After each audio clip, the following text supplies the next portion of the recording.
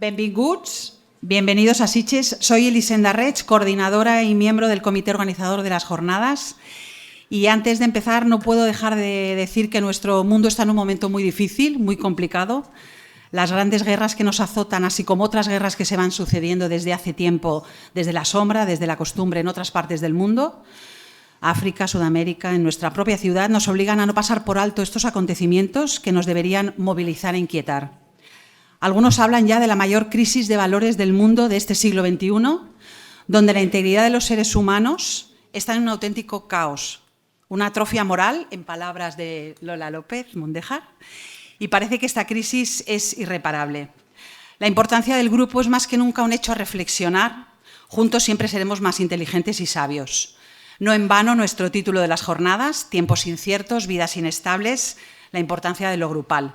El papel del grupo es algo relevante, quizás por eso hemos tenido tanto éxito en esta convocatoria. Para alguno de nosotros esta era la primera vez que llevábamos un evento de este calibre y cuando te toca a ti es cuando eres consciente del esfuerzo que hay detrás. Aprovecho para agradecer a los miembros de anteriores ediciones todo lo que nos han enseñado. Hemos intentado poner todo nuestro esfuerzo y cariño, así como el mayor cuidado en los temas que vamos a tratar, que son muy delicados y que merecen nuestro mayor respeto, además de estar en la vanguardia de nuestro momento social. Por eso también hemos tenido en cuenta los pequeños detalles, que no por eso porque sean pequeños son menos importantes, que es minimizar al máximo nuestra huella de carbono. Veréis que hemos intentado reducir el gasto del papel, porque tenéis un código QR en la acreditación, que por cierto no funciona, o sea... Esta es la primera, ¿eh? O sea que lo habíamos hecho con mucha ilusión, pero no, vais a tener que mirar y tirar de no sé de qué. En fin, lo teníais para ver el código QR, como os decía en el programa, en una acreditación que además es de papel plantable, con las instrucciones que tenéis al reverso. Es decir, si lo plantáis, en 5 días os va a salir plantitas. O sea, maravilloso. Sin más preámbulos, deciros que hemos querido tener en cuenta un proverbio griego que dice: una sociedad es próspera cuando los ancianos plantan árboles cuya sombra saben que no van a poder disfrutar. Agradecer al comité científico formado por Segundo de Miguel, Maite Pereda, María del Mar Soler y Joan Coy, que no podrá asistir y que esperamos se recupere pronto, por la difícil tarea que han tenido al escoger entre las 14 excelentes comunicaciones. Todo el comité organizador formado por Charo Arias, Miguel Pérez, Tito Ribé, Alba Lorente, Maris Esmilo, Pablo Feito y yo misma estamos a vuestra disposición para lo que necesitéis. Esperamos que disfrutéis. Doy paso a continuación al presidente de la asociación, Ernesto González de Mendívil.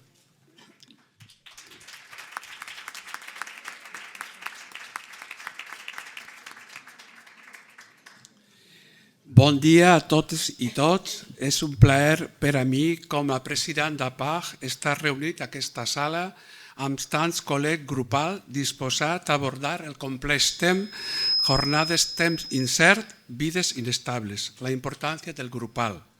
És un lloc molt especial de la ciutat de Sitges per la nostra associació i tornar després de 24 anys on va celebrar el tercer congrés i en 2005 el 5è congrés. Això em produeix gran emoció. La meva més cordial benvinguda a tots i totes. Bueno, lo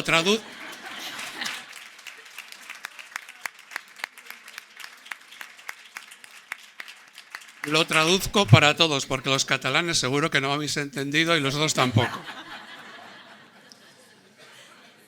Bueno, daros la bienvenida a todos y bueno, como presidente de APAG realmente es un privilegio contar con una sala llena, es un éxito total y como decía, la ciudad de Sitges y el Hotel Calípolis es un lugar muy importante para la APAG, ¿no? Aquí en el primeramente en el 99, ¿no? Estuvimos aquí en estas jornadas en las que además pues hubo unas elecciones muy importantes en las que hubo 2 candidaturas, una encabezada por Segundo de Miguel y otra por Manuel Mateos, por Tato. Votaron, hasta se votó por correo. etcétera, etcétera. Bueno, ganó la de segundo de Miguel, ¿no? Por unos escasos votos, ¿no? Y también quiero aprovechar, ¿no?, para públicamente reparar el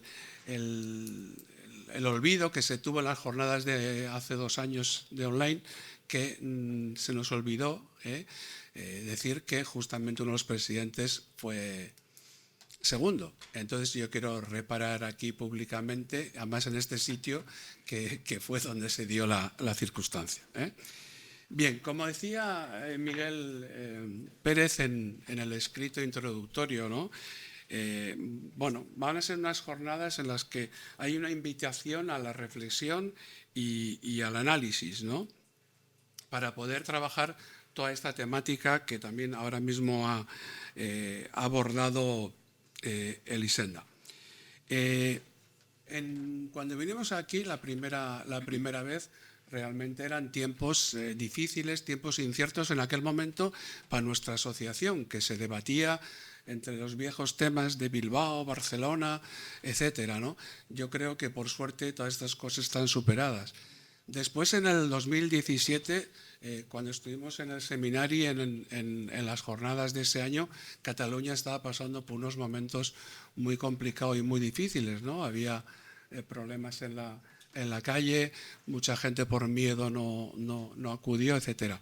Siempre estamos inmersos en tiempos difíciles y siempre tenemos que ser bastante equilibristas, ¿no?, para poder estar en un lugar en el que tengamos que resolver estas cosas. Yo lo que me gustaría, y seguro que vamos a poder hacer entre todos, es poner esa impronta en el diálogo, en el respeto mutuo, en la no categorización, ¿no?, en ver enfrente siempre a alguien, a ese otro, que puede ser distinto que yo, pero nunca va a ser mi enemigo, ¿no? Como dice en sus escritos Volkan, ¿no?, es muy fácil crear la historia sagrada para poder, de alguna forma, justificar cualquier teoría en base al histórico común, que siempre es enfrentarse a alguien. También, y justamente Patrick de Maré, ¿no?, en las veces que nos acompañó, tanto en Barcelona como en Bilbao, ¿no?, decía que tenemos que aprender a hablar unos con otros, ¿no?, unos contra otros, que de eso sabemos realmente hacerlo bastante bien. Leía en prensa este domingo, ¿no?, que hay empresas que se dedican a formar ejecutivos en el liderazgo, en la que participan médicos, psicólogos, psiquiatras, y en los que se les administra la psilocibina, un potente alucinógeno, ¿no?, y en los que después de hacer yoga y de hacer terapia de grupo, ¿no?, llegan a conocer su interior. Yo me preguntaba si vamos a acabar en eso, ¿no?, o si nosotros, que somos terapeutas de grupo, también vamos a colaborar en estos experimentos, ¿no? Espero que no, y menos tampoco en los experimentos de la inteligencia artificial, que dentro de poco también igual se pueden hacer grupos por ordenador simplemente dando un programa y sin que esté ningún terapeuta. Espero y deseo que eso no ocurra. Bien, realmente espero que las vidas inestables, los tiempos difíciles, ¿no?, las podemos convertir en productivos, armoniosos, de compañerismo y de alegría. Pues anticipo que no va a ser todo teoría y estudio, porque también los compañeros han preparado un programa social divertido. Para terminar, quiero agradecer profundamente al equipo organizador. Creo que de momento es un sobresaliente, y mañana, cuando terminen, va a ser de matrícula de honor. Muchísimas gracias, Eli. Muchísimas gracias, Alba. Muchísimas gracias, Miguel. Muchísimas gracias, José Miguel. Muchísimas gracias, Mari. Y muchísimas gracias, Pablo. Un aplauso para ellos de entrada.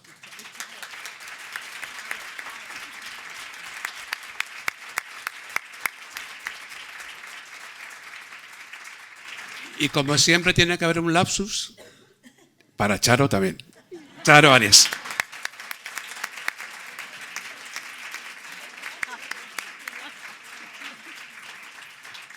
Pero, por favor, que nadie me interprete. Que tenemos una profunda y larga amistad.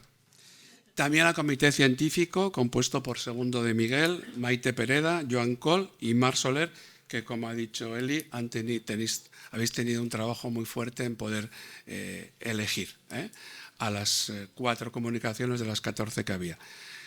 Y no me queda más que nada hacer un poquito de publicidad. Aquellas personas que os acercáis a la PAG muchos año tras año y que no seáis socias y socios, os invito a que lo podáis hacer.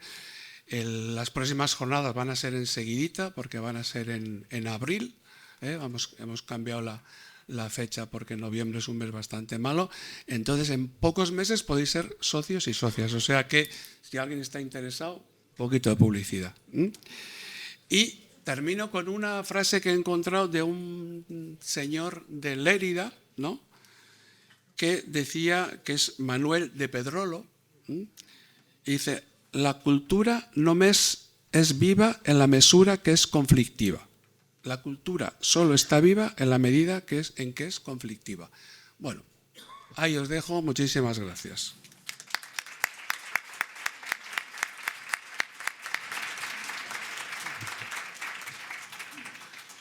Bueno, i queden inaugurades les 24 jornades de APAG. Que tingueu unes bones jornades. Y a continuación, Miguel Pérez, miembro del comité organizador, os presentará a nuestra invitada para la conferencia inaugural, señora López Mondejar. Ahí sí. No lo sé. Bueno, sí, vale. Hola, bueno, pues para mí es un grandísimo honor presentar a Lola López Mondejar, a la que he conocido en persona ahora, pero a la que llevamos, como dijo ella, somos casi amigos. Me ha dedicado su libro de las conversaciones y mensajes que hemos tenido. Y digo que es un honor porque había leído cosas de ella, pero cuando leí el libro y estábamos en el comité organizador haciendo las cosas para ver a quién invitábamos y tal, yo dije, he leído este libro, me ha encantado, invitemos a Lola López Mondejar, ¿no? Y nos pusimos en contacto con ella y, bueno, amabilísimas, a nuestra disposición y tal. La señora López Mondejar es psicóloga clínica, psicoanalista. Es tan larga la lista y prolífica de su producción literaria y ensayística que lo diré por encima, ¿no? Pero bueno. Es psicoanalista, escritora, autora de ensayos, cuentos y novela. Ha ejercido la docencia en las universidades de Murcia y Sevilla, máster de arteterapia y psicoanálisis, y profesora y miembro didacta del Centro Psicoanalítico de Madrid. Como ensayista ha publicado numerosísimos artículos sobre psicoanálisis y creatividad, violencia de género, adolescencia y sexualidad, y en libros y revistas especializadas como la revista de la EN, Aperturas Psicoanalíticas, entre otras muchas, ¿no? De la larga lista que tiene, no solamente tiene contigo obras de ensayo, sino novelas, pues Una casa en La Habana, Yo nací en la bossa nova, No quedará la noche. Tiene de relatos El pensamiento mudo de los peces, Lazos de sangre, La pequeña burguesía. En ensayos, Psicoanálisis y creatividad, que es un libro precioso, sobre todo un capítulo dedicado a mujeres y locura, con un recorrido por cómo estigmatizan a aquellas autoras y las tachan de locas cuando lo único que quieren es expresar su sexualidad y su género. Y el Invulnerables Invertebrados, que es el libro que me condujo hacia ella, ¿no? Mutaciones antropológicas del sujeto contemporáneo. Bueno, pues nada más, o sea, aparte de esta presentación, es un honor, como digo, para mí. Además estoy recogiendo lo que ha dicho Ernesto y Eli. Es una maravilla ver esta sala plena de caras conocidas, queridas, con las que hemos compartido y esperamos seguir compartiendo cosas, ¿no? Es un orgullo para el comité organizador y para PAG, todas las personas que estáis asistiendo, y que subraya lo acertado del subtexto, ¿no? Son tiempos inciertos, vidas inestables, con el acertadísimo dibujo de Enric Duguet, y el subtexto es una maravilla, porque es la importancia de lo grupal. Vemos la importancia de lo grupal cuando vemos a qué nos atenemos.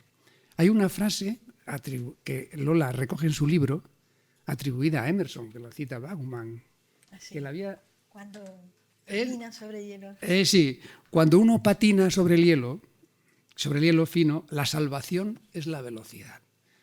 Entonces, y eso es una preciosidad, porque en los tiempos de una velocidad apresurada, de que todo tiene que ser rápido, todo tiene que ser tal, el grupo invita a la pausa, a conectar con nuestra vulnerabilidad, nuestra fragilidad y a partir de ahí construir. Bueno, sin nada más, pues muchísimas gracias, Lola, cuando quieras. Muchísimas gracias, Miguel. Muchísimas gracias por invitarme. Tengo que decir que Miguel ha sido un anfitrión maravilloso durante mucho tiempo, porque ha sido muy previsor, me avisó hace mucho tiempo para que reservara la agenda para hoy, y estoy muy contenta de estar aquí porque, como le decía a él y a Eli y a Charo, mi formación es grupal. Yo me formé hace muchísimo tiempo con Armando Bauleo, que era discípulo de Pichón Rivière, con Emilio Rodríguez hice psicodrama, Marie Langer era libros de cabecera, José Blecher. Me formé mucho en Madrid, que me supervisaba con Bauleo en Madrid, iba una vez al mes. Es decir, que si tengo una formación, digamos, más reglada, nunca lo fue, porque sabéis que no es una formación oficial, fue como en psicología social y grupal, que era nuestro centro de investigación en psicología social y grupal, al que luego yo estuve un año en Milán para incrementar la formación con Bauleo, que vivía allí. Quiero decir que para mí es, bueno, luego con el resto hice grupoanálisis con Ayerra y con Guimón, que también se lo recordaba a Miguel. Quiero decir que para mí ha sido un placer que me invitaran y he pedido estar en los grupos pequeños. Espero que me lo concedáis, porque quiero participar y quiero ver cómo la devolución un poco de lo que os vengo a contar. Que yo no creo que pueda deciros muchas cosas nuevas, porque precisamente por la sensibilidad que tenéis a lo que vamos a decir. Pero cuando me invitó Miguel, dije, bueno, ¿qué puedo yo? Dice, habla de tu libro.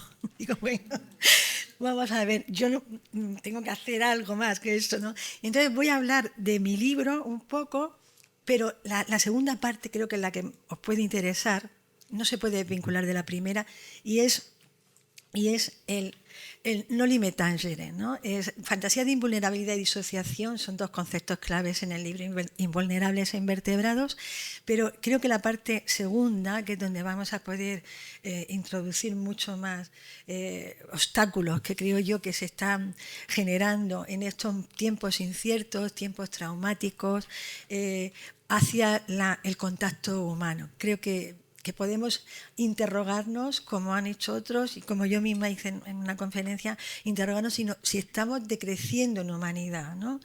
Si somos menos humanos. Entonces, Noli me tangere, como sabéis, es una frase de la Vulgata de la Biblia, del Evangelio de San Juan, y se la dice Jesús a María Magdalena. No soy cristiana como Recalcati, soy absolutamente atea, pero me parece que la Biblia y la religión tienen algunos elementos metafóricos y míticos muy interesantes para pensarnos. Le dice, no me toques, se ha traducido como no me toques, pero también es no me retengas. Y creo que si tuviéramos que precisamente por la aceleración a la que aludía Eli y Miguel, si tuviéramos que decir algo de nuestros tiempos, son unos tiempos donde cuesta mucho que nos retengan. Sobre todo que nos retengan, por ejemplo, la atención. Creo que ahora vamos a hablar de ello. Bueno, esto es de lo que voy a hablar y voy a hacer un recorrido que me apoyo en algunas imágenes, pero que no está todo contenido ahí. Bueno, desde la gran aceleración que trajo consigo la industrialización después de la Segunda Guerra Mundial, hemos pasado a un capitalismo globalizado, a un capitalismo digital que ha producido una profunda mutación antropológica, que Pasolini ya detectó, y antes que Pasolini, Gunther Anders tiene dos volúmenes que se llama La obsolescencia del hombre, que son maravillosos porque tanto él como Pasolini fueron absolutamente visionarios para identificar las características de la sociedad que se nos venía encima, ¿no? Y bueno, ellos hablaban de una mutación antropológica y yo creo que efectivamente estamos sufriendo una profunda mutación antropológica, que es de lo que nosotros vamos a hablar. Es una época donde se habla del gran cansancio, un cansancio colectivo, una profunda disforia generalizada, líder Damián Líder le llama la época borderline, es decir, estamos como alternando entre lo depresivo, es decir, el momento en el que no podemos alcanzar el ideal propuesto y nos entra una tristeza depresiva, y la manía, que son aquellos que se ven como... que encarnan en sí mismos el ideal propuesto. Hoy vamos a hablar más de estos segundos, es decir, de los sobreadaptados, de las personas que efectivamente sienten el éxito de la socialización en el capitalismo digital o en el capitalismo de la vigilancia. Y no me puedo detener en todo esto porque es muy amplio, pero bueno, Zuboff, capitalismo digital, que es capitalismo numérico, también le llaman los franceses, sociedad del conocimiento. Nosotros vamos a ver, anteponer, como hace Broncano, a esa sociedad del conocimiento y de la información, le vamos a contraponer una sociedad del desconocimiento y de la ignorancia, que es la que yo creo que estamos. Cuando entran los trabajadores de esta empresa, me imagino cuando entren, y con esto podría dejar la conferencia y ponernos a hablar, cuando entren dentro de sí mismos a verse, van a ver un enorme vacío. Van a haber un enorme vacío. Bueno, esta sociedad, y que corro rapidísimamente porque la tenemos caracterizada y de hecho os habéis referido a ella los tres, produce un aumento exponencial de la incertidumbre. Es decir, son tiempos muy inciertos y que estaba una incertidumbre que tiene muy amplia, pero que yo destacaría de la precariedad laboral y la precariedad afectiva. A nosotros nos importa mucho las dos, porque yo trabajo en un psicoanálisis que no entiendo el ser humano fuera de lo social, fuera de lo grupal. Estábamos hablando antes del capítulo 7 de Psicología de las Masas y Análisis del Yo, que en el fondo de lo singular siempre está el otro, encarnado, siempre está incorporado. Y hay esta precariedad laboral, y esto me vais a estar de acuerdo conmigo, yo creo, nos produce un predominio del autoconservativo y de la realidad. Cuando vienen los pacientes ya no asocian libremente, como si hubiera un empobrecimiento, una depauperación del mundo interno, y los pacientes nos hablan de la realidad, mucho de la realidad. Nos describen la realidad y nos describen, casi yo diría, en un relato, que no es un relato, en una story, como la story de Internet, sin sujeto. Es decir, hay mucha palabra, un bla, bla, bla, sin sujeto. Entonces, en este contexto nos vamos a mover hoy en lo que os quiero contar. La precariedad laboral la conocemos todos y no me detengo, bueno, pero Delivery, Just Hit, todo las Kelly, todo lo que sabemos, que se ha roto también lo que era el estado de bienestar y lo que era la protección, precisamente en un mundo, y esto se importa, en un mundo, en una era identitaria, es decir, fragmentada, llena de identidades parciales, donde muy neoliberal en este sentido, el triunfo del neoliberalismo, que ha dividido las identidades para que nunca luchemos por lo común, que es un texto de Elizabeth Rudinesco que habla precisamente de esto, ¿no? De que como al dividirnos, al luchar por pequeños colectivos, cada vez más. Ahora venimos cada vez más. Nos impiden también unirnos precisamente para luchar por lo que nos es común a todos. Y estamos perdiendo, por esa vía, estamos perdiendo parte de las prerrogativas humanas. Hay una crisis de la masculinidad y de la feminidad muy importante que nos está afectando a todos, la aparición de nuevas identidades de género. Los chicos inventan una cada vez. Hay un texto buenísimo de Miquel Misé que se le encargó el Ayuntamiento de Barcelona, lo conocéis, ¿verdad? Es genial, a mí me parece que es de una prudencia al trabajar con las personas trans y al explicar el efecto mimético del anhelo de transformación. Me parece que Miquel y Nuria, se llama la chica, lo hacen en dos y no me acuerdo el apellido, lo hacen muy bien. Bueno, estamos en ese... Y hay una crisis medioambiental que es muy importante y lo sufren mucho los jóvenes. Es lo que llamamos ecoansiedad, solastalgia, esa angustia, que los síntomas que se detectan son angustia, estrés, tristeza. del otro lado, desesperanza y resignación, pero como bien dice Greta Thunberg, dice, mis amigos no están tristes porque haya una crisis medioambiental, que también, sino porque no se hace nada contra ella. En ese sentido, yo creo que hay una doble faz. Siempre nos vamos a mover hoy en una especie de discurso jánico, de dos caras. Por una parte, la indefensión aprendida, en este caso, es decir, haga lo que haga, como decía Ferlosio, haga lo que haga es igual, todo lo consideran mal. Es decir, haga lo que haga, no puedo cambiar nada, pero de la otra parte, una fantasía de invulnerabilidad para aquellos que, utilizando mecanismos de negación, de evitación y de disociación, que es el que nos va a ocupar, consiguen adaptarse, sobreadaptarse como una especie de normopatía, que diría Joyce McDougall, como unos normópatas sobreadaptarse a la vida propuesta, a la producción de individualidad propuesta por el capitalismo financiarizado, por el neoliberalismo. Porque toda época construye sus objetos y construye sus sujetos. Y los sujetos que nos propone nuestra época son estos invulnerables e invertebrados de los que vamos a hablar ahora. Y más de lo que vamos a hablar a continuación con lo que es desde el año 2000, la universalización de la digitalidad. Aparte de todo esto, en este contexto, digamos, catastrófico, se nos propone que seamos empresarios de nosotros mismos, que nos hagamos una ayuda. Si fracasamos, somos un fracaso singular. Hay una frase que a mí me gusta muchísimo de las abuelas de la Plaza de Mayo. Bueno, ahora las pobres que se tienen que estar tirando de los pelos con el ascenso de Milei, tienen que estar... Las pobres me dan una pena. Bueno, pues estas abuelas decían que ellas lo único que habían hecho había sido socializar la queja. Es decir, aquello que era vivido como una queja individualizada, que no conduce a nada y que es justo la corriente mainstream, individualizar la queja. La fuerza la consiguieron socializando la queja. No mi hija, mi foto, sino nuestras hijas, nuestras fotos, nuestras desaparecidas, nuestros bebés desaparecidos, ¿no? Entonces, este individualismo es terrible y nos encapsula, nos encierra en nosotros mismos y produce, con la era, pero me voy a detener después, un déficit de atención. Bueno, el COVID-19...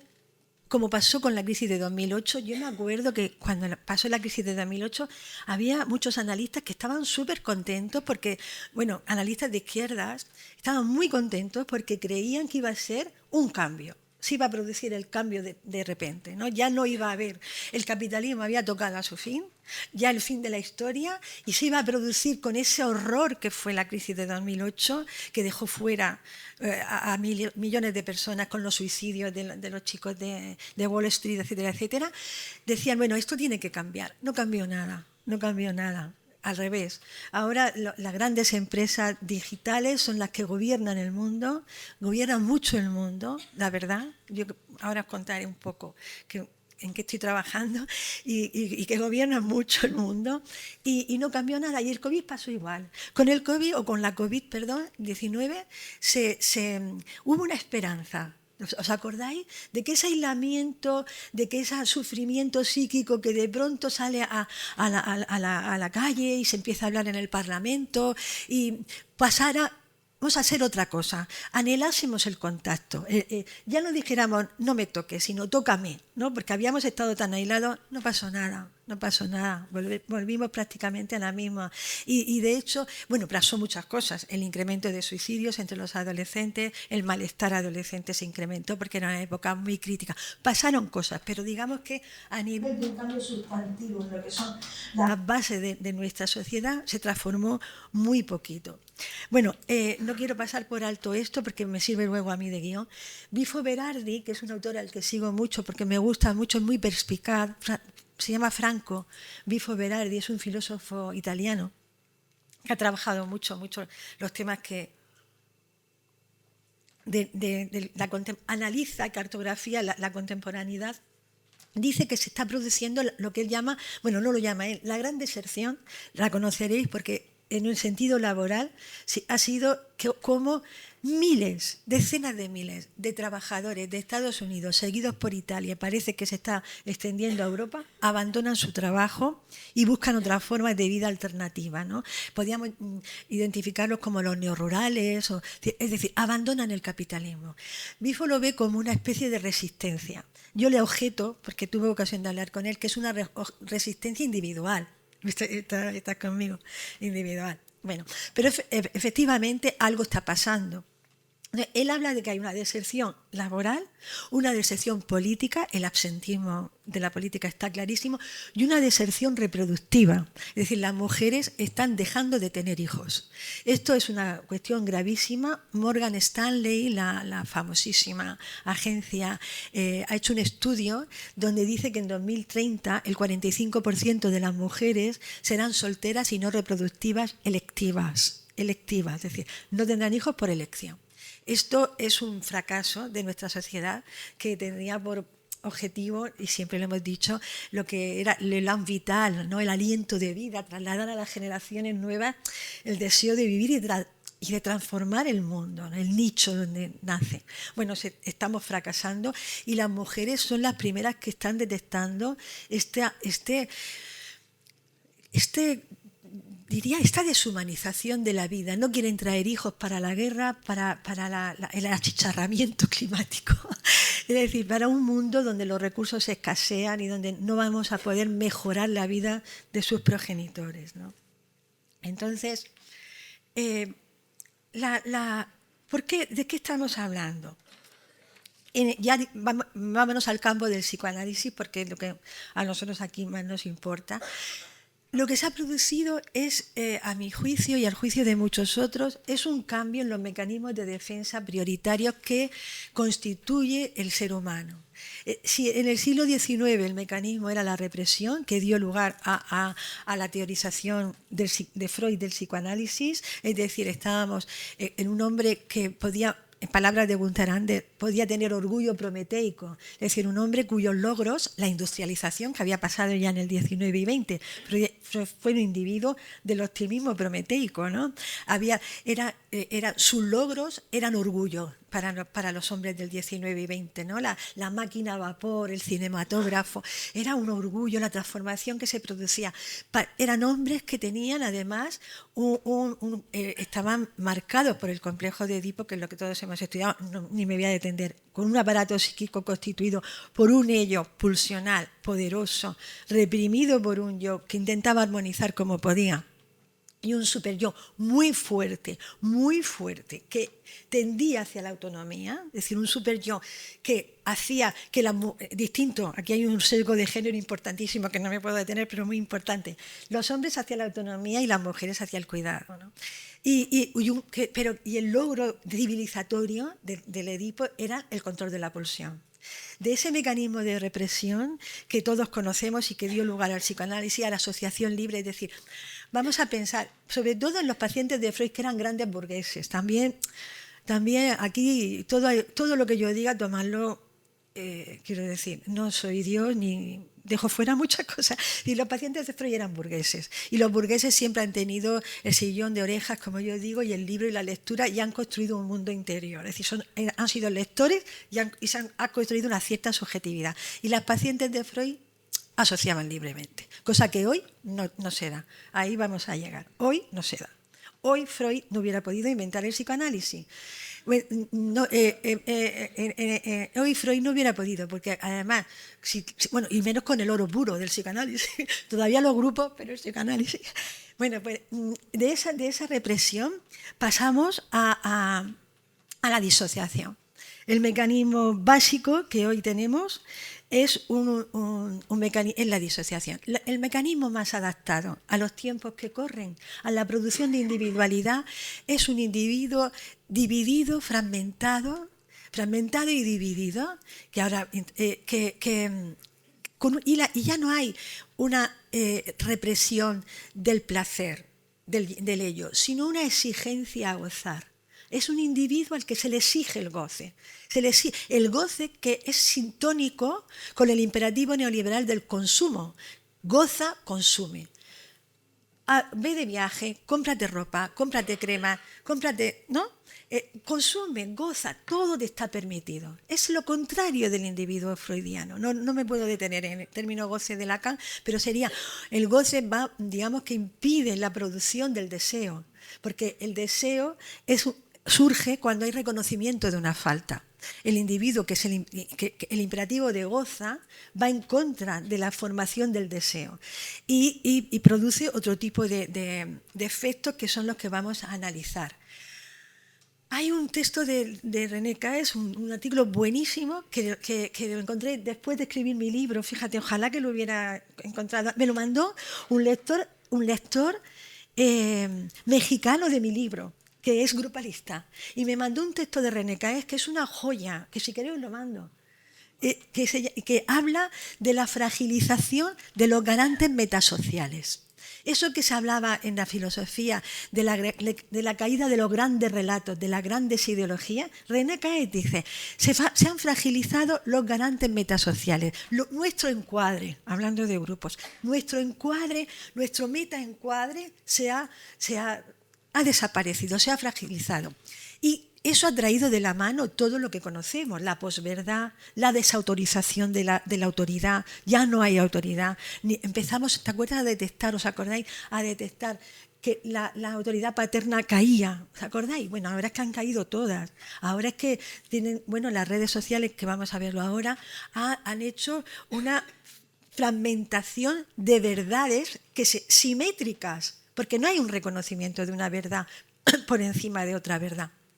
Y Norbert Elias habla de que en este contexto el sujeto, el individuo, diría yo, luego si queréis hablamos, se reduce a un átomo social, exclusivamente como productor y como consumidor. Que esto se iría vinculado mucho. Es que fijaros que hay una red muy bonita. Si te pones a estudiar, hay una red más bonita entre todos los pensadores. El diagnóstico, mira, es que esto es una tristeza cuando eres mayor. El diagnóstico lo hacemos de puta madre, con perdón de la grabación. De puta madre. Hacemos unos diagnósticos inmejorables. Pero chica, no podemos intervenir. Esta es la impotencia que nos crea también la realidad. Y los diagnósticos son coincidentes, porque René Caes, Norbert Elias, Bauman habla del fetichismo de la identidad. Es decir, construimos un avatar, digo yo, con una fantasía de invulnerabilidad. Pero en realidad creemos que tenemos identidad cuando es la única identidad es la de ser consumidores. Bueno, todos tenemos un diagnóstico finísimo, finísimo. Pero luego, mira, ponnos delante un caso clínico, a ver qué hacemos. Es decir, ahí está la dificultad, ¿no? de la que vamos a hablar, de la fricción, que es un concepto que hoy os va a quedar muy chulo. Cuando yo descubrí ese concepto dije, ¡jo, qué bien! ¿Cómo explica las cosas? Bueno, pues estoy generando tensión narrativa para que lleguemos al final y estoy capturando vuestra atención. Porque una de las cosas que fue ventaja evolutiva, ahora lo vemos, si no me lío. Entonces, esta producción de individualidad, los más adaptados, daría otra vez Hanukkah, sería el incremento enorme de la tristeza, de la depresión, es decir, aquellos que no alcanzan el ideal, como decía, y del otro lado, los adaptados, los hiperadaptados. ¿Cómo me hiperadapto a esta sociedad? Entonces, yo he tratado de explicar eso en este libro que se refería a Miguel, que lo sedujo tanto y que yo estoy encantada de que te sedujera. Mediante una disociación que yo llamo funcional, no la llamo yo, está en la literatura también. La disociación que tienen cuando hablamos el bilingüismo, cuando tenemos dos idiomas, o los taxistas de Nueva York que responden y que saben dónde están dirigidos, en una lengua en otra responde muchísima gente, hace disociaciones funcionales, que son operativas, que nos sirven para funcionar, no son patológicas. Entonces, en principio no son patológicas. Lo que pasa que, como todos sabemos, el efecto continuado de una disociación sí produce secuestro de parte del sí mismo y produce patología o puede producir patología.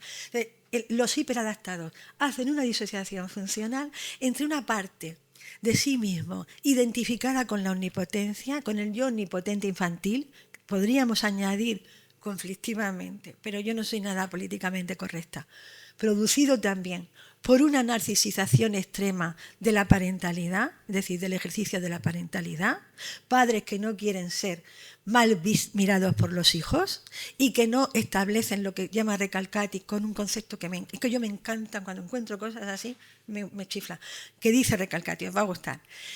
El trauma benéfico del límite. No se atreven a poner el trauma benéfico del límite, trauma benéfico del límite. Hay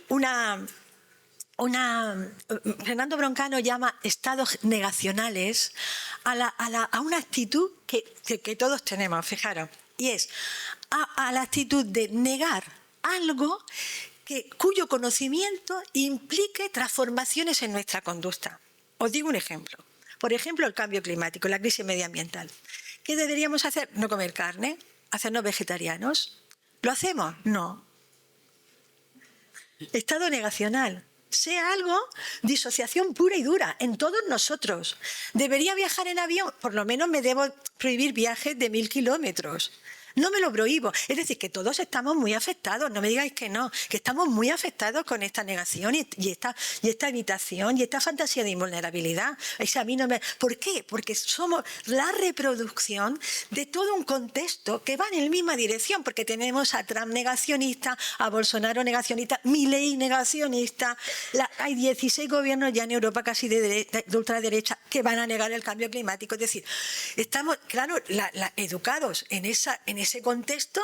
Bueno, pues la gente solo muy informada y que lucha contra corriente, va contra la corriente mainstream, puede conseguir una cierta conciencia, pero si no, si te tienes que adaptar para sobrevivir, al final sucumbes, ¿no?, a esto.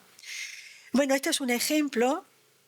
Simón Leviet, que os recomiendo, es buenísimo el documental de Netflix, el timador de Tinder, y es el ejemplo para mí prototípico de lo que es el fetichismo de Gain, ¿verdad que sí?, de Bauman. Es un consumidor, es un señor que es paupérrimo, su familia israelí es judío, de la periferia de Jerusalén, y estafando a mujeres a través de Tinder, a mujeres ricas, sobre todo de los países nórdicos, se financia una vida de extremo lujo, que es la que propone a las mujeres, diciéndose que él es hijo de un magnate de los diamantes.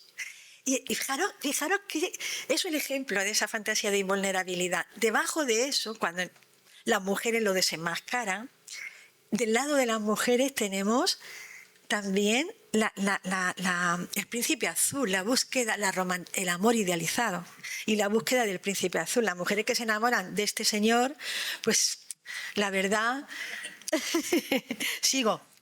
Y por otro lado, esto que fue un caso muy notorio en nuestro país, este chico, Naim Darrechi, que es un youtuber muy, muy famoso, tiene millones, no sé si son 2 o 3, de seguidores. Fijaros qué bonito también para nosotros psicoanalistas, en una entrevista grabada por Ibai Llanos, le hace una entrevista y el señor dice que él no se pone el condón porque les dice a las mujeres que es estéril. Y lo dice públicamente, y no se da cuenta que eso es un delito, que se llama Scialzing, y en algunos, bueno, Scialzing lo que hace ya va más allá, les dice que es estéril, es una mentira, es un consentimiento viciado.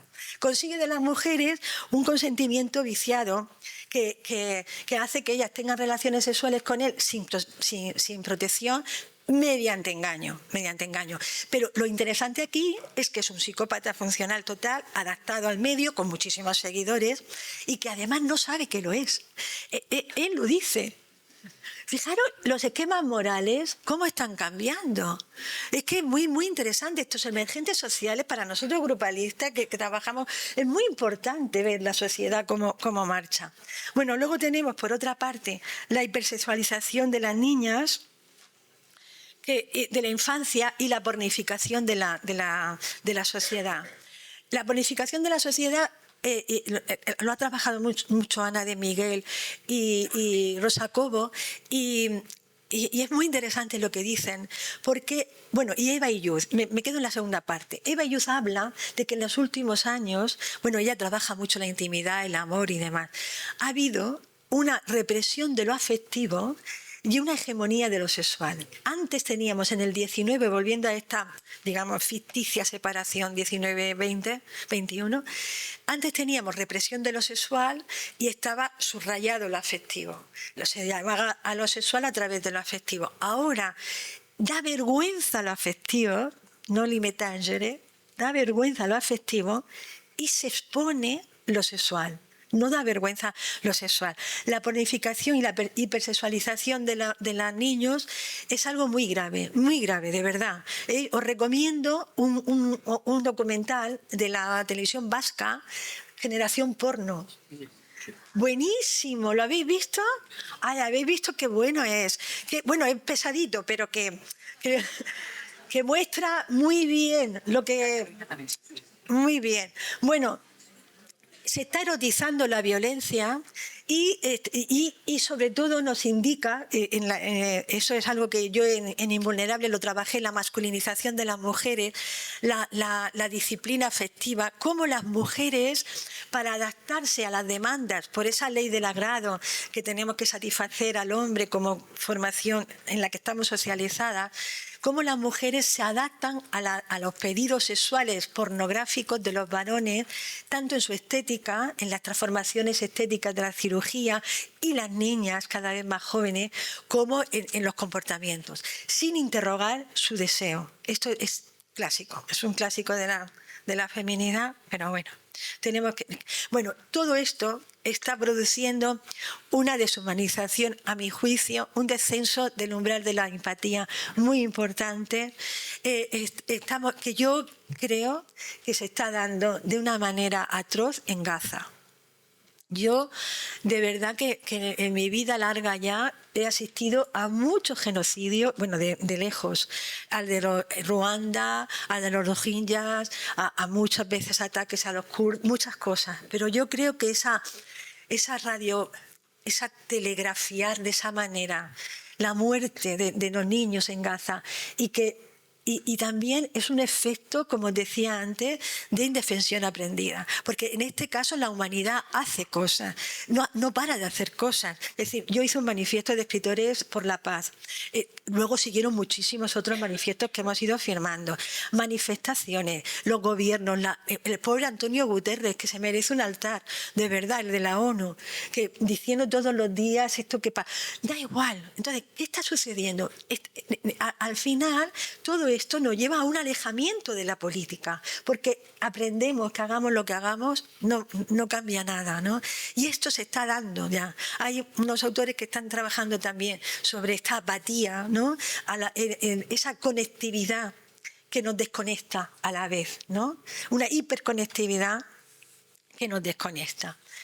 Bueno, la masculinización ya lo he dicho, y yo creo que un efecto de esta Eileen, esta que salió en First Date y que dijo que ella quería un hombre de 20 que no tuviera menos de 20 centímetros. Yo hice un artículo en El País que se llamaba 20 centímetros, donde hablaba de esto, de cómo las mujeres nos estamos masculinizando como forma de adaptarnos a este sistema hipermasculino también, donde predominan los valores de la masculinidad, la competitividad, la lucha, el otro enemigo, etcétera, etcétera. Y cómo esta mujer directamente era un ejemplo más de cómo, si los hombres fragmentaban nuestro cuerpo, ella fragmenta el cuerpo del hombre.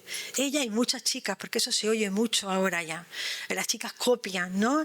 Una manera de supervivencia. Todo lo que estoy diciendo es una forma de supervivencia, ¿eh? En un mundo donde la angustia crece. Vamos a la segunda parte, que era lo que me quedan como 25 minutos. Bueno, venga, pues la fricción, el concepto que os decía. La fricción, ¿qué es la fricción? La fricción es un concepto, es que me habéis quitado tiempo. Bueno, 10 minutos. Venga, vale. Es un concepto muy interesante, porque la fricción, por ejemplo, la combustión, la cerilla se enciende por fricción.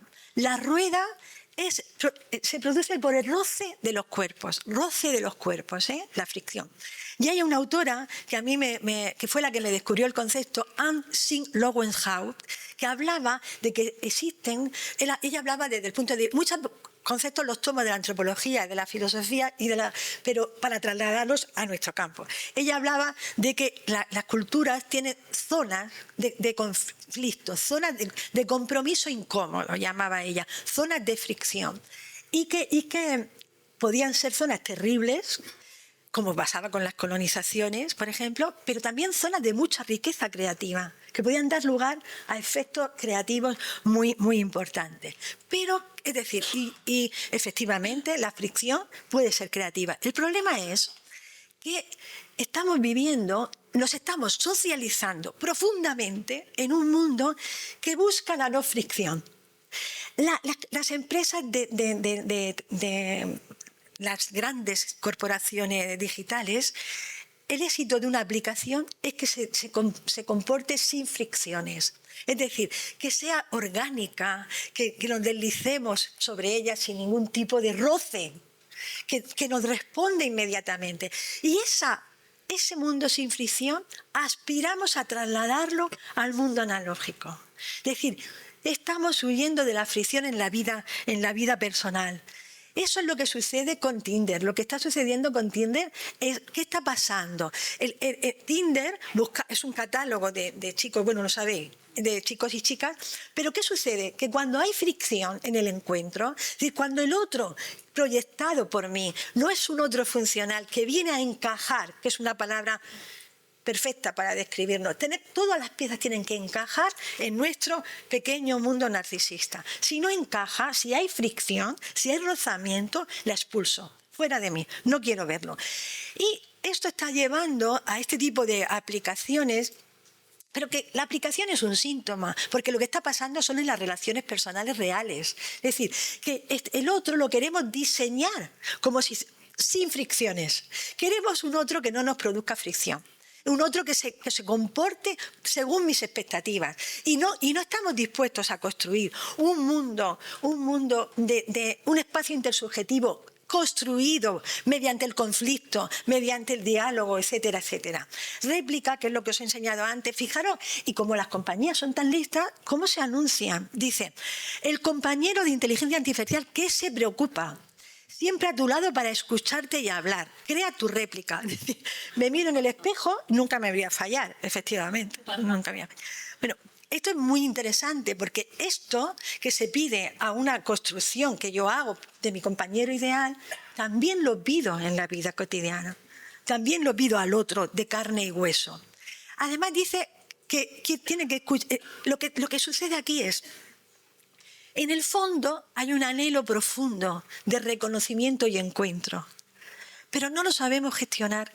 Y el mundo que hemos construido no nos enseña a construir eso, no nos enseña a negociar con el otro esos lugares de encuentro, porque por todo lo que he dicho anteriormente, lo que se produce, dice Bifo Virarde, es una fobia al cuerpo del otro. Y sabéis que hay muchos pacientes, grandes masturbadores con la pornografía, que no tienen un deseo sexual hacia la compañera presencial. Eso se está produciendo, o tienen impotencia con la persona de carne y hueso, porque idealizan el encuentro conforme a los modelos pornográficos, ¿no? No li me tangere, es decir, no me toques, no me retengas, no me toques. Si no encuentro que tú vienes a encajar exactamente en el perfil que yo te he propuesto, tengo otro en el catálogo virtual. Tengo otro, no me retengas, me voy a otro, ¿no? Bueno, el informe ya lo he dicho. Esto, un doble flag, de nuevo. La red flag, un logro feminista. Las banderas rojas, ¿sabéis lo que son? Banderas rojas, que las redes han llenado de banderas rojas. Si tu novio te mira el móvil, bandera roja. Vamos a ver. Bandera roja. Yo creo que ninguno de nosotros podríamos estar con otro si no construimos y no saltamos los obstáculos como las columnas de Miguel que hay aquí, si no saltamos los obstáculos para mirarlo de otra manera y ir convirtiendo esas banderas rojas en banderas verdes. Si tú a la primera de cambio levantas la bandera roja, que por una parte, si es que todo es ambivalente, por una parte está muy bien porque alerta de que el otro, pues a lo mejor es un otro psicopatilla de estos que hemos descrito, pero es que a los psicopatillas también se les puede educar. Y en eso estamos. Pero no hay tiempo, porque la aceleración hace que no tengamos tiempo de reeducar al otro, de construir creativamente ese espacio intersubjetivo. Bueno, aprender a convivir. De aquí lo último sería convivir en la fricción, volver a la fricción, volver al rozamiento. Si no hay rozamiento, la bicicleta no avanza, tiene que haber rozamiento con el suelo. La cerilla no se enciende, no hay espacios creativos si no rozo con el otro. Si no hay conflicto, esa armadura de la invulnerabilidad no la podemos abrir al otro. Y yo estoy dentro y cada vez, fijaros, el desprecio hacia el otro produce un desprecio hacia mí mismo. Esto es inevitable. Si yo devalúo la vida de los otros, acaba devaluándose mi propia vida. Entonces, bueno, hay un libro de Yves Citon, que no sé si está traducido, pero es precioso, se llama Faire avec, hacer con, donde él recoge también a Baptiste Morizot, que habla de la diplomacia de la interdependencia. Pero el problema es que no nos consideramos interdependientes, como diría. Entonces, no cuidamos porque no creemos omnipotentes. Pero si partimos de la interdependencia, tenemos que ser diplomáticos con el otro. Porque nos vamos a necesitar. Como decía, bueno, estos son los guantes de cuidado. Acabo, Miguel, acabo. El otro, no miran al otro como enemigo, miran al otro como aliado. Aunque no sea aliado. A ver, os lo dice alguien que vive más tiempo en soledad que con otros, porque yo si no, no podría escribir, ni podría pensar, porque los otros me distraen mucho. Yo creo que hablo de esto porque yo misma me tengo que poner en consonancia. Bueno, pero es verdad que... No, pero yo cuido. Cuido de... No sé. Sí, cuidas. Vale, bueno, pues sí. El caso es que tenemos que quitarnos los guantes y ¿qué es crear ese espacio subjetivo? Esto no me voy a detener porque ya lo sabéis vosotros, porque lo habéis dicho al principio, y es lo que se hace en los grupos: conversar, la presencialidad, el tolerar la ambivalencia sin disociación, la integración, sostener la separación. El otro, muchas veces hay mucha angustia a la separación en estos invulnerables e invertebrados y se precipitan a irse ellos por miedo al abandono, porque en el fondo hay una necesidad excesiva insatisfecha. No poner al otro en el centro de la vida. Yo creo que esto es importante, sobre todo para las mujeres. Mujeres. El otro no puede estar en el centro de nuestra vida, quiero decir, porque entonces hay expectativas desbordadas hacia el otro. El otro tiene que ser alguien más en nuestra vida. Nuestra vida interdependiente, pero también desde la autonomía, para que no pidamos excesivamente, de manera que la frustración se incremente y tengamos un problema. Y aquí las mujeres tenemos más que trabajar que los hombres por el seco de la socialización. Y bueno, y reconocimiento de la vulnerabilidad mutua, y ya está. Muchas gracias.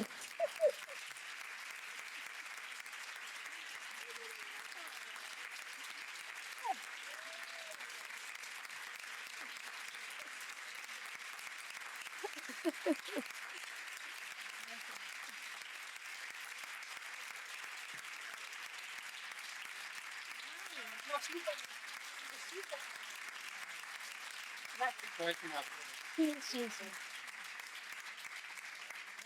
Gracias. Las felicidades. Y corriendo. No, brutal, de verdad. Tenías ganas. Hola. Bueno, sí. Hola.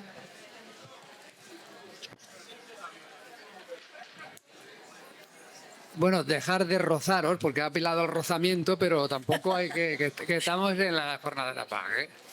Yo, realmente impresionante, ¿no? La capacidad de Lola para transmitir de una manera algo muy difícil de conciliar, ¿no? La erudición con la cosa sencilla ya, ¿no? Que hace más pedagogía lo que está enseñando, ¿no?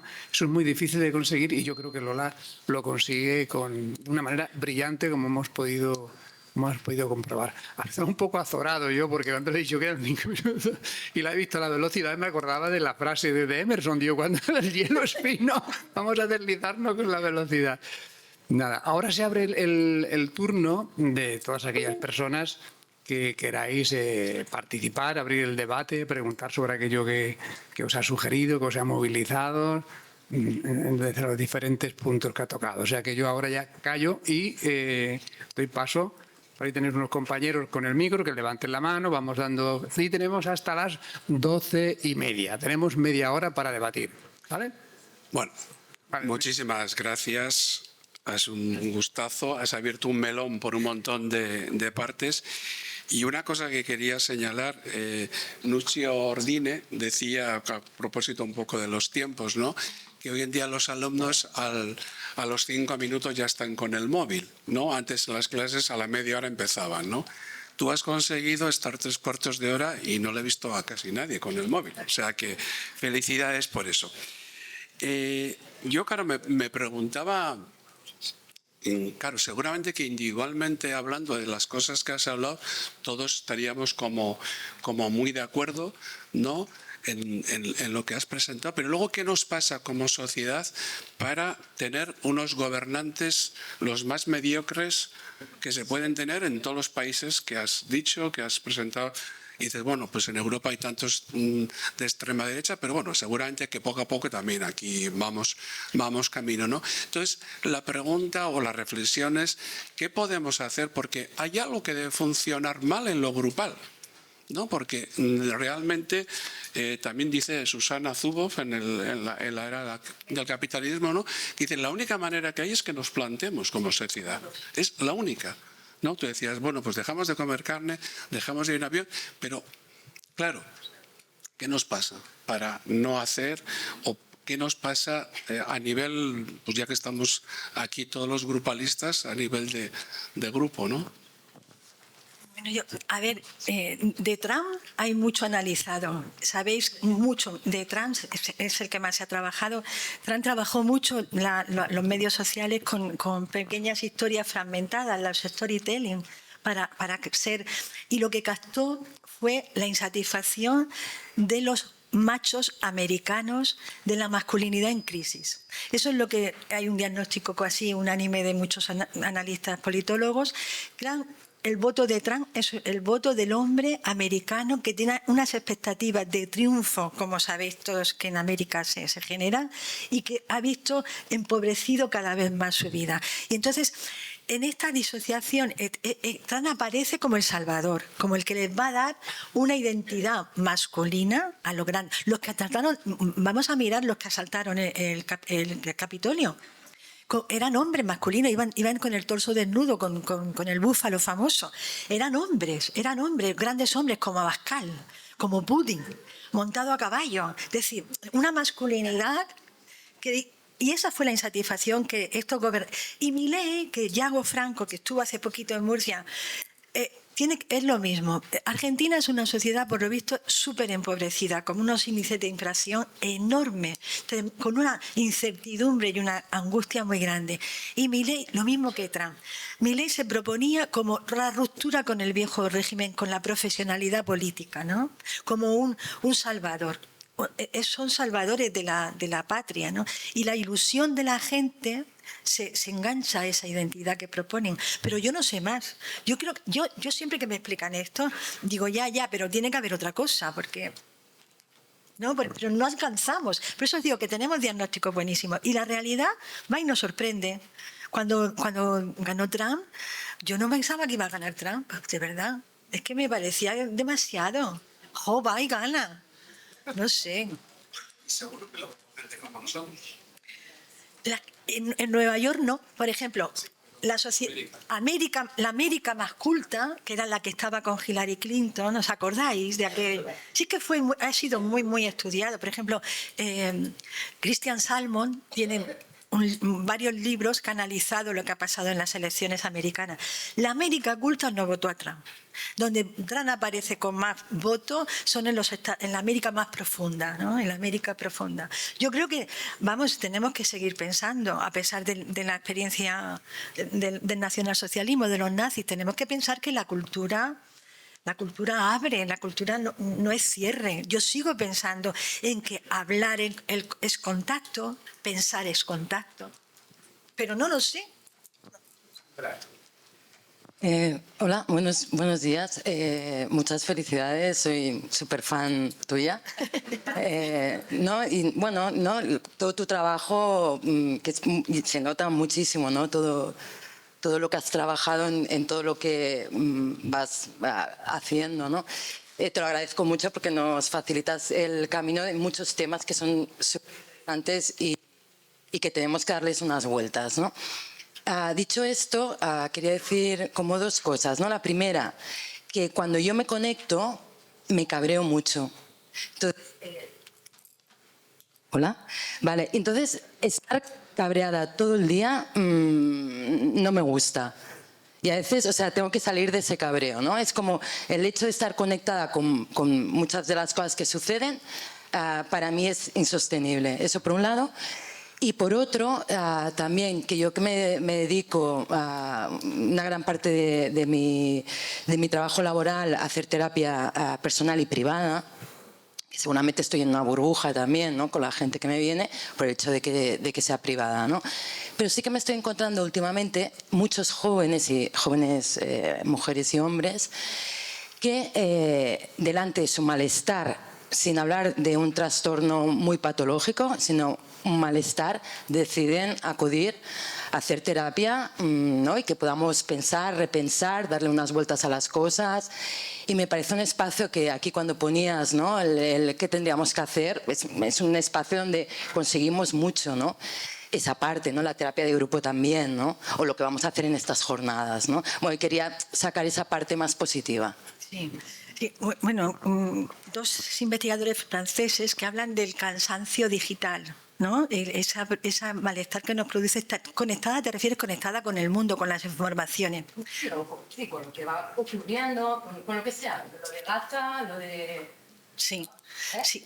El machismo, la violencia... Sí, porque hay otra vez doble faz. Las redes sociales nos producen, por una parte, sensación de omnipotencia, que es cuando podemos navegar, buscar informaciones y luego mucha frustración. Lo que tú estás diciendo, ¿no? Que te produce frustración cuando no podemos hacer nada ante la inmensidad del mundo, ¿no? Y una cosa que me interesa de lo que has dicho es lo del malestar, porque no lo he podido decir la angustia ahora no se formatea como síntoma, como en el 19, sino que se expresa como malestar general y como ataques de pánico, ¿no? O trastorno somatoforme. Fijaros lo que indica, si para nosotros la psicosomática expresaba justamente un déficit de simbolización, lo que indica que casi todos nuestros pacientes lleguen sin la formación de un síntoma. Solamente como que están mal, que se encuentran mal, y sin apenas relatar por qué se encuentran mal, que de eso es de lo que yo quiero hablar, sin relato, solo con informaciones dispersas, justo el modelo de las redes sociales. Es decir, como si estuviéramos en Twitter, ¿no? Porque, y además con un discurso como que podríamos decir despojado de eso, de sujeto y de pasión, porque es descriptivo, no hay un sujeto que ordene, no está narrado, no hay una narración. Yo creo que esto es algo que estamos viéndolo todos, porque en diferentes foros que lo digo, todo el mundo me dice, es verdad, la gente llega sin poder hablar de lo que les pasa, sin hacer un nexo con lo que les pasa, y yo creo que tiene que ver con lo primero que has dicho. Y si os dais cuenta, no sé a vosotros, pero yo que soy sensible a estas cosas, cuando estamos en las redes hay como un borrado del cuerpo físico. ¿Os dais cuenta? ¿Verdad que sí? Estamos como si estuviéramos volcados en el externalizado, volcados en el exterior, ¿no? Y eso pues hace que y acelerados, como yo iba al final de la ponencia, súper acelerados. Y ese tiempo, esa prisa, hace que no tengamos el tiempo, vivimos así. Y eso hace, en esa hiperconexión, hace que no sepamos distinguir lo que llamaba Riquet el acontecimiento. Si no somos capaces de identificar acontecimientos significativos de nuestra vida, porque todos quedan homogenizados en ese correr, tampoco vamos a ser capaces de sentir, hay un enfriamiento afectivo y tampoco vamos a ser capaces de narrar, porque no hay marcas psíquicas. Vivimos corriendo sin marca psíquica que dé lugar a una historia, ¿sabes? Entonces, tú te enfadas, pero te detienes a ver tu enfado, cómo vehiculizas tu enfado, si vas a meterte a activista con Greenpeace o, ¿sabes? ¿A qué no? Sigues sustituyendo un acto por otro acto, ¿no? En esas estamos todos. Y es una mutación. Es una mutación. No, por ejemplo, no te haces sindicalista. No. ¿Por qué? ¿Por qué? Porque hacerse sindicalista es entrar en el espacio de la fricción. Porque entonces me tengo que encontrar con el otro, pelearme con el otro, discutir con el otro, ir a reuniones aburridísimas, etcétera, etcétera. Claro. Entonces, no, me disocio con la omnipotencia y niego la otra parte del enfado y continúo. Yo debo ser de las antiguas porque yo me cabreo. O sea, de verdad. Yo no tengo tanto miedo de la función. Muy bien. Pero esta parte que yo te decía, ¿no? Del hecho de dejar el espacio, que tengan ganas la gente joven, de todo eso, poderlo ordenar y poder sacar su malestar y compartirlo, ¿no? Que ahora está como algo como muy positivo el hecho de hacer terapia. Sí. En eso yo he visto mucho cambio también. El hecho que a lo mejor también de ahí, en todo esto que hemos hablado, a exponerse a hacer la terapia con todo el esfuerzo que existe. Sí, yo tengo amigas y superviso gente que trabaja con adolescentes y me dicen que en los grupos, era muy bonito una frase que me decía una amiga, y fíjate en la planta que les quitamos, no tienen móvil, dice, y cuando se les quita el móvil, al poco tiempo empiezan a contar, empiezan a hablar, y es verdad. El otro día pensé una cosa, ¿ves qué pensáis vosotros? Aquí me nutro yo de vosotros. Pensé si las autolesiones, que para mí son un síntoma de todo lo que estoy diciendo, no eran también como una especie de abrirse, de romper esa coraza, la armadura, y abrirse al otro, porque no saben abrirse al otro con palabras, no, sino con actos, el acto autolesivo. Y pensé, a lo mejor también podíamos leer las autolesiones en los adolescentes como una ventana, como una forma de entra por aquí, ¿no? Como abrirse al mundo, porque no puede hacerlo de otro modo más simbólico, con palabras, con una historia. No sé, me parecía, a propósito de un podcast que escuché viniendo aquí, me llevó a esto y dije, podría ser, ¿no? No sé. Sí, creo que es bueno el espacio grupal. O sea, yo. Hola. Yo, Lola, primero que me siento muy afortunada de haberte podido escuchar hoy, que me leí el libro y me encantó. Y lo único que sí me quedaba un poco como para pasarlo a la parte práctica como psicólogos, ¿no? Que a veces cuando llegan estas personas hiperadaptadas, que casi podríamos decir, pues esto, rozando la psicopatía, y que son personas exitosas, funcionales, que en la sociedad actual triunfan, es como muy difícil trabajarlo y hacerle ver que quizá tiene que llegar a esa fricción porque es una persona exitosa. Y pensando con esto, te quería preguntar una cosa muy, muy concreta, a ver cuál era tu opinión sobre los moderadores de contenido, que si no sé si sabes, los moderadores de contenido son personas que se dedican a pasarse 8 horas al día visualizando contenido de Facebook y TikTok donde tienen que banear, o sea, tienen que prohibir lo que pasa, ¿no? Y entonces estas personas pasan 8 horas al día viendo violaciones, guerras, de pornografía, las peores, como la maldad del ser humano, 8 horas al día, ¿vale? Y la empresa lo que ha hecho es poner psicólogos para que trabajen con ellos. Hay personas de estas que aguantan 1 o 2 meses y dicen me voy. Hay personas que llevan 5 años ahí. Yo me pregunto, ¿estas personas son psicópatas? ¿No lo son? ¿Hay algo que hacer como psicólogo con esto? ¿Realmente hay algo que hacer? Porque esta persona, tú puedes atenderle en un ataque de pánico, pero luego tiene que volver a ir a trabajar. ¿Qué opinas sobre esto? No lo sé. Se me ocurre, asociando libremente, se me ocurre a los moderadores de contenido con las personas prostituidas. Es decir, ¿qué hacen? Es un ejercicio exitoso de la disociación. Todos los días, durante muchos años. Es decir, es una disociación exitosa. Hay disociaciones exitosas. A ver, como decía, la disociación durante mucho tiempo va negando, va sustrayendo partes del sí mismo. Yo pienso que eso produce un enfriamiento afectivo, va transformando el self, claro que lo transforma, pero creo que se puede hacer. Yo creo que se puede hacer, por ejemplo, también Primo Levi, por ejemplo, sobrevivió y hubo muchos que sobrevivieron a los campos nazis, y más en vivo y en directo que ellos vivieron y experimentaron el horror humano y pudieron sobrevivir. Yo creo que hay formas disociativas que son útiles. Bueno, la disociación es útil frente al trauma, es un mecanismo adaptativo, es el primero, el más... Es bueno, ojalá existe para bien. Entonces, si se mantiene una capacidad de integrar después por fuera y eso no va secuestrando partes importantes de uno, pueden sobrevivir, yo creo. Pero ¿cómo trabajar con las personas exitosas que vienen? Casi que uno se pregunta, ¿pero qué demanda trae? Si parece... Yo digo, bueno, pero está aquí. Es como si yo tuviera que hacerme crédula, porque ellos me muestran que están allí como podían pasar a comprarse un chocolate. Quiero decir, da igual. Pero yo digo, bueno, pero viene, y me pregunto, y viene. Luego, si viene es porque algo de fractura hay. Y yo creo que entrar por esa fractura, de alguna manera, como podamos, y mentalizar por ellos, ¿sabes? Ver allí donde tú ves que pudo haber dolor, o que pudo haber humillación, o vergüenza, o daño, sugerirle, pero qué mal, ¿no? ¿Cómo que qué mal? No, porque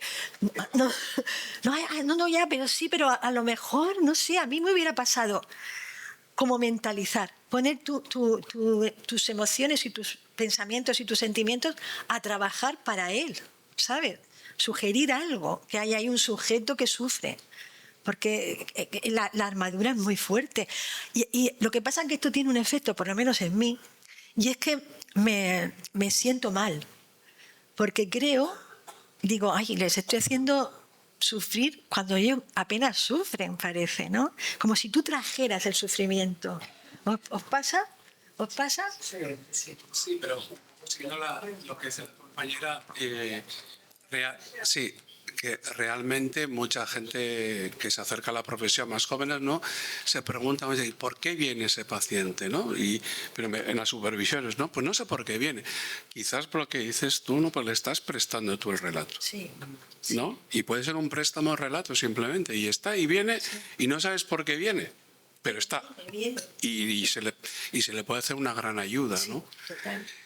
Cuando decías los mediadores estos, de alguna forma, en nuestro trabajo diario también somos como los mediadores, porque claro, las cosas que oímos todos los días, hay gente que puede sobrevivir, hay gente que vive y hay gente hasta que podemos vivir medianamente bien, ¿no? Es un poco la carga cómo podemos elaborar toda esa tralla que nos meten, ¿no? Sí, lo que pasa es que nosotros tenemos agencia.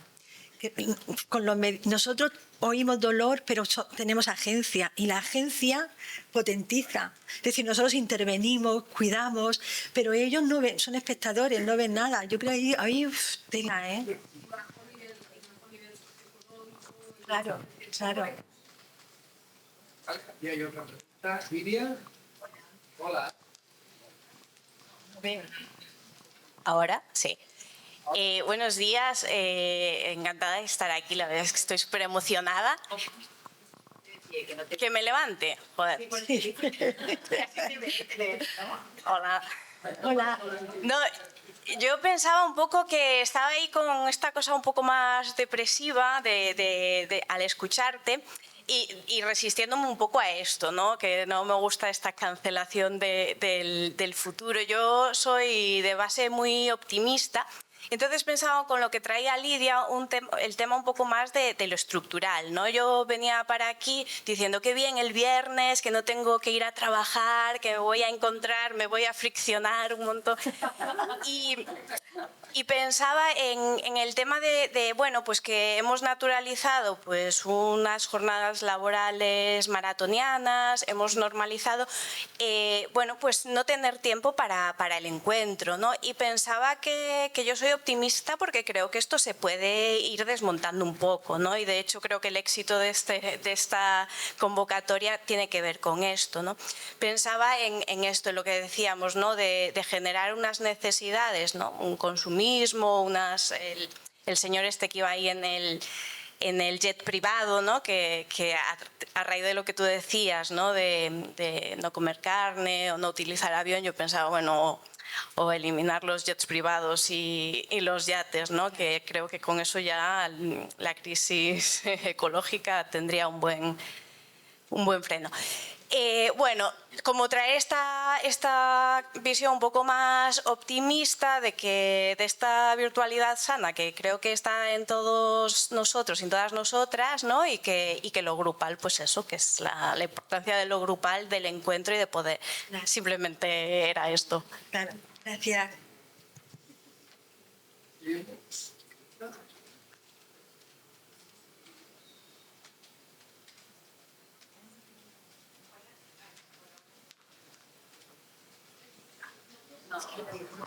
¿Ahora? Bueno, yo pensaba en esto que estábamos mirando. Yo soy Joaca y no soy fan tuya porque recién te vengo conociendo. Hace un año estoy aquí, soy chilena y estaba mirando esto que nos iba mostrando y las imágenes muy provocadoras, ¿no? Y pienso que fue grupo pequeño, se viene. Pero pensaba en esto como cuando te muestran algo así de provocador, la tentación es creer que tú no eres parte de eso y mirar como que fuera algo ajeno y eso es hostil y yo estoy como en otro espacio, ¿no? Como este efecto del grupo grande que pareciera que es hostil y mi grupo pequeño es lo mejor de la vida. Pero pensaba en esto y como el riesgo de caer también como personas que acompañan a otras personas a creer que estas personas que vienen a pedir ayuda o que llegan a nosotros, creer que solo ellos necesitan ayuda, ¿no? Como un poco de sentirnos, fragmentarnos y creernos súper poderosas de que a nosotros no nos está pasando nada. Entonces, a propósito de esto, ¿cómo crees tú que nos hemos sobreadaptado como personas que acompañan a otras personas, ¿no? Esto, que pienso que es bien riesgoso creer que estamos afuera de eso, porque la verdad es que estamos bien adentro. Yo lo he intentado decir muchas veces, ¿no? He dicho, a mí me pasa, nos pasa a todos, ¿no? Yo no me siento excluida de esto para nada. Creo que he hablado de como un síntoma que nos afecta en distinto grado a todos. Y yo creo que todos de alguna manera nos deshumanizamos porque tanta información, como decía aquí la primera pregunta, tanta información nos insensibiliza a todos. Eso, hay estudios de que la exposición a este tipo de informaciones, por ejemplo, en enfermería se han hecho estudios, ¿no? La exposición continuada al dolor hace que se rebaje, ¿no? El umbral aumenta, porque si no, no podríamos tampoco trabajar con el dolor. Hay una cierta disociación funcional profesional, un rol profesional, como decía Ernesto, que nos permite trabajar con el dolor sin vernos profundamente afectados, pero sí suficientemente afectados para que resuene. A mí me parece que nosotros hacemos un trabajo disociativo en nuestra práctica, pero una disociación útil, una disociación integradora, que incluso lo que estás disociando luego lo tienes que incorporar, ¿verdad? Creo que sería la manera, pero desde luego no sintiéndonos fuera en absoluto. Yo me siento súper comprometida con todo esto y lo vivo en mí mucho, de verdad. Es decir, yo me impongo dietas digitales y me cuesta seguirlas. Yo digo, no voy a mirar el móvil porque estoy trabajando un capítulo y estoy súper inspirada. ¡Jo! Si me cuesta un montón, porque pensar que la atención, que es el capitalismo de la atención, está basado en capturar nuestra atención, porque nuestra atención vale dinero. Vale dinero para las empresas que venden de publicidad, etcétera. Y nosotros somos el producto de esas empresas. Y entonces hay muchísimas personas pensando cómo quitarnos la atención. Por eso yo me siento muy, ¿cómo se dice? Metida dentro de esto, vaya. Sí, creo. ¿Cómo? Involucrada, afectada por esto que estoy describiendo, afectada. Y todos desarrollamos una cierta fantasía de invulnerabilidad. Todos, no solamente los que yo he descrito.